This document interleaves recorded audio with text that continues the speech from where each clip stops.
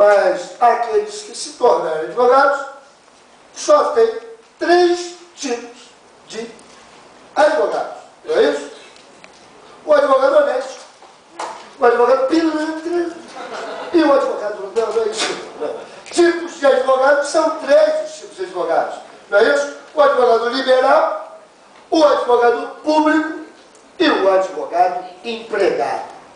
Lembrando que o advogado liberal, para nós agora, nesse momento, prestes a realizar o exame da ordem, não nos interessa, porque não existem requisitos aí, senão a inscrição na ordem, para que eu atue em qualquer ramo, qualquer área do direito, para que eu exerça a minha atividade em qualquer instância. Mas os outros 2 são, e muito importantes para nós, são os casos do advogado público. Quem é o advogado público? Olha, está regulado aí no parágrafo 1º do artigo 3º, né? E também, isso no Estatuto, e também nos artigos 9º e 10º do Regulamento Geral. Meus amigos, até vou interromper aqui e fazer uma pergunta. Todo mundo seguiu aquela orientação? Todo mundo imprimiu o Regulamento Geral? Quem ainda não fez, ainda tem 6 dias para fazer. Tá certo? E aí já só imprime o título 1 mesmo. Agora deixa para lá. Não viu até agora, porque o título 2, sim, você lê o título 2 do Regulamento Geral, mas não perca tempo. São mais de 100 artigos tratando de estrutura da OAB, tema esse que a FGV ainda não abordou.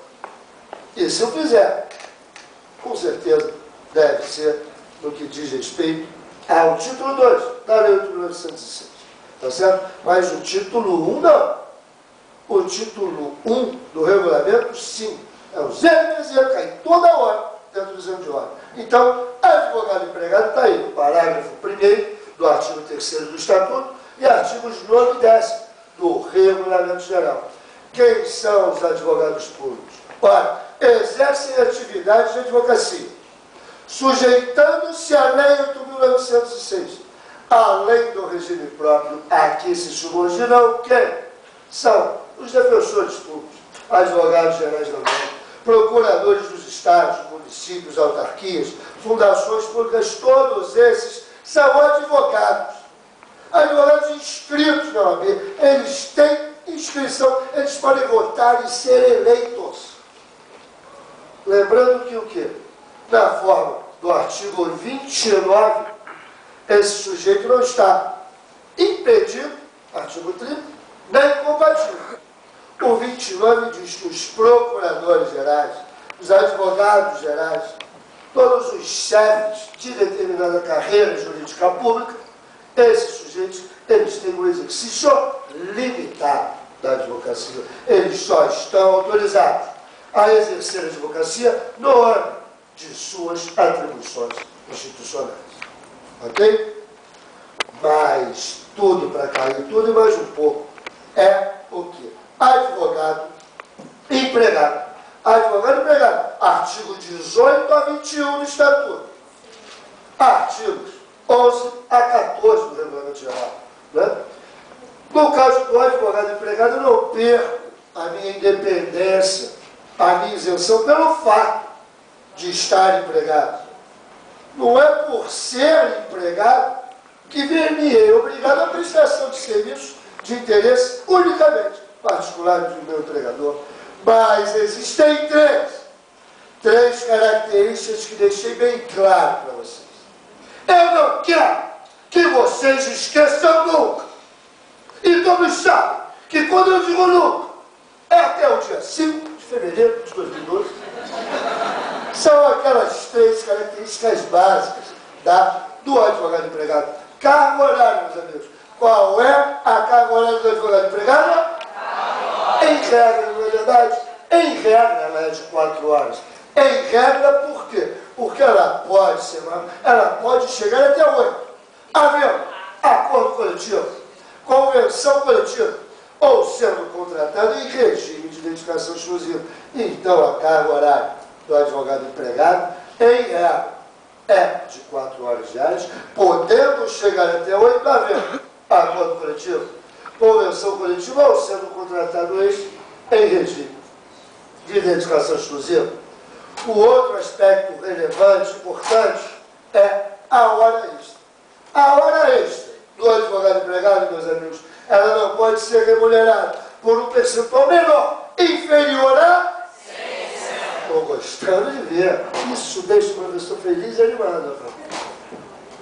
Estou feliz. Essa é a cara feliz. Entendeu? E aí, também, o adicional noturno, a hora noturna do advogado empregado. Lembrando que esse período noturno, a remuneração, tudo difere do empregado comum.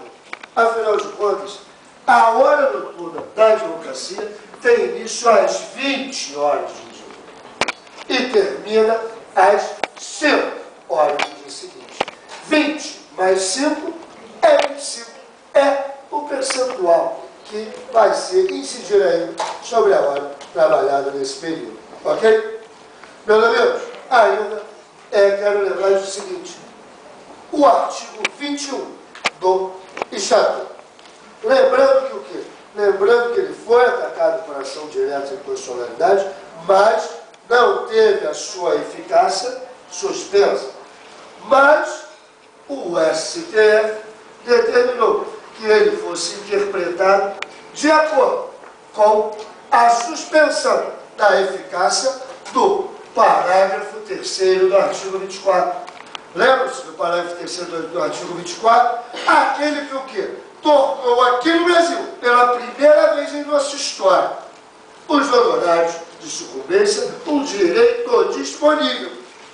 Porque hoje não é mais duro qualquer cláusula ou convenção que retire do advogado o direito à percepção desses honorários de sucumbência. Ou seja, hoje sim eu posso dispor, e assim como hoje a empresa, ao contratar o advogado, pode estipular que parte desses honorários pertencerão à própria empresa. Ok?